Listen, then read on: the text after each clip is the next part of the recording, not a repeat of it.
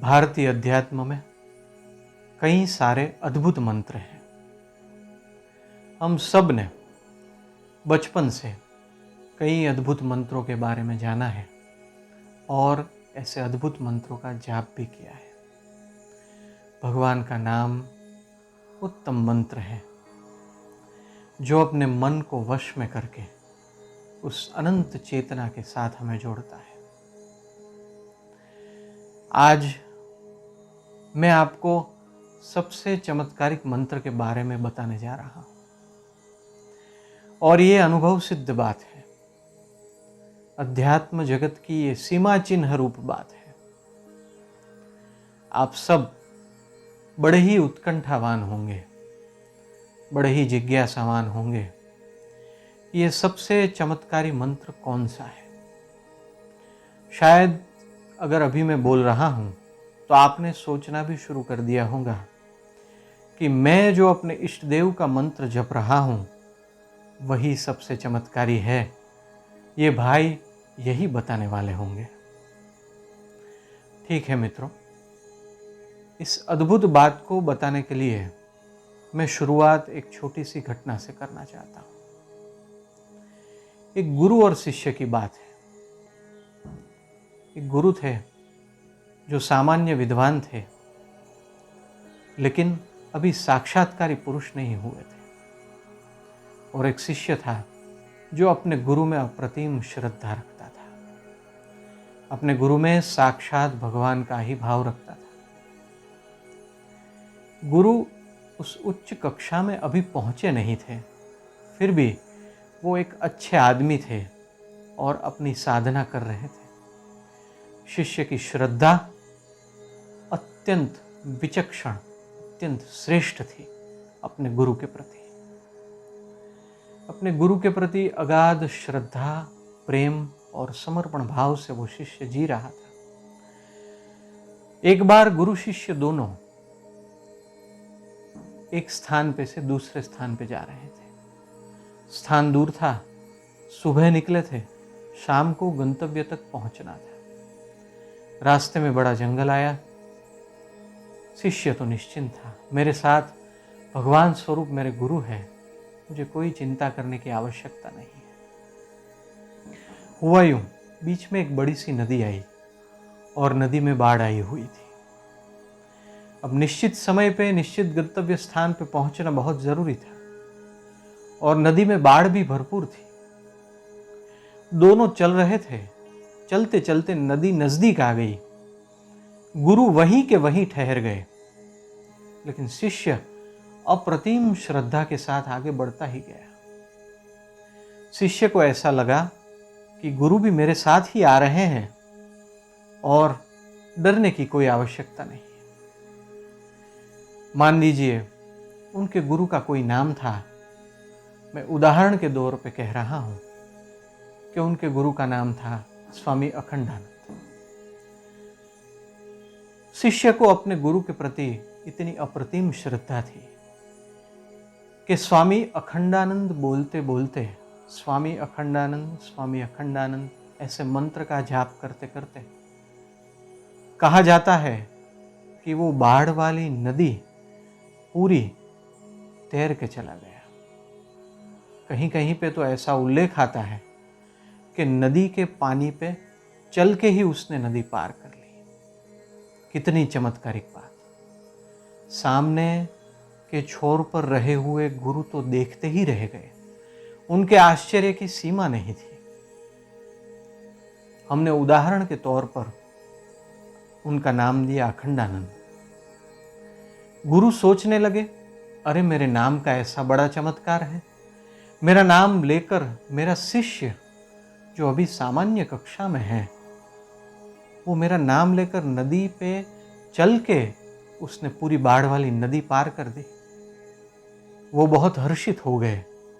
उन्होंने भी अपना नाम लिया, स्वामी अखंडानंद। अखंडानंद बोलते बोलते वो आगे बढ़े।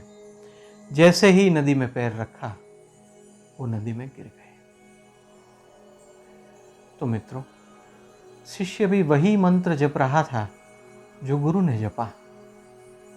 भले ही वो नाम किसी का भी हो, फिर भी शिष्य के साथ चमत्कार घटित हुआ और गुरु के साथ नहीं हुआ।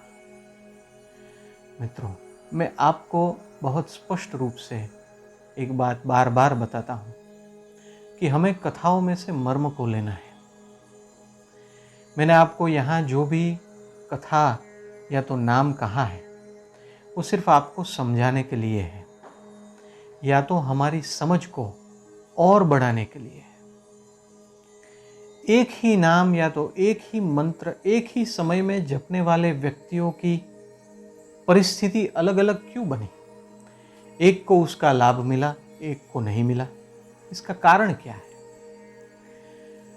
हम कभी कभी जब किसी भगवान के स्वरूप या तो इष्ट देवता का मंत्र जाप करते हैं और हमें इच्छित फल नहीं मिलता, तब हम मंत्र, देवता और भगवान बदल देते हैं और बदलते ही जाते हैं और अपनी समझ कभी नहीं बढ़ाते।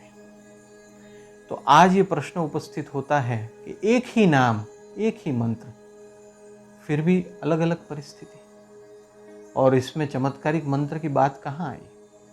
मित्रों, सबसे चमत्कारिक मंत्र वही है जो पूरी श्रद्धा के साथ बोला जाए।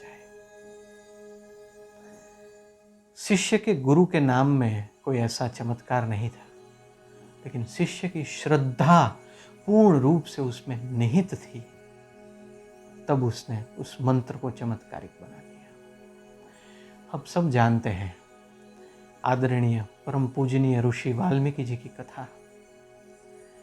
जब वो डाकू के भेष में थे, लुटारू के भेष में थे, तब संत उनको मिले, सही मार्ग बताया और उन्होंने तपश्चर्या शुरू की।